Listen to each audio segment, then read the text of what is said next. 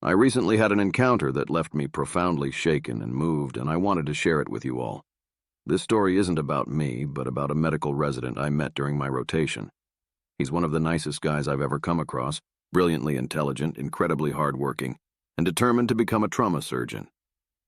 Let's call this medical resident Mark. Mark had been married for 2 years, and from the way he talked about his wife, you could sense the deep love and admiration he held for her.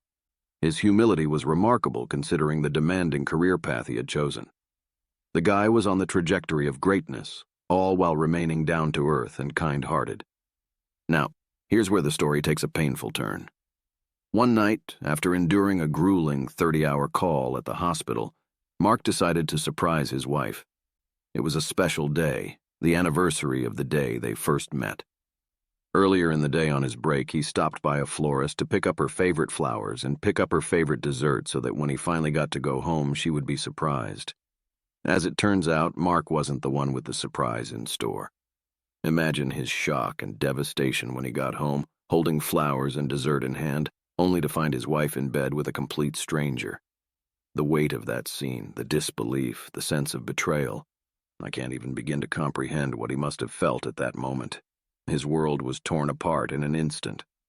Mark left the other man inside his wife and came back to the hospital. I'll never forget the sight of him sitting in the parking lot, slumped over and crying at 5 a.m. in the morning. It's a sight that pierces your heart, witnessing a grown man, someone you know to be strong and resilient, crumble under the weight of unimaginable pain. In those moments, the facade of strength shattered, and all that was left was raw, unfiltered emotion. We managed to get in touch with his dad, who rushed over to pick Mark up. The guy needed support more than ever, and his father's presence must have provided at least a small measure of solace. Mark ended up taking leave from his residency, an understandable decision given the emotional turmoil he was grappling with. Turns out it wasn't the wife's first time sleeping around.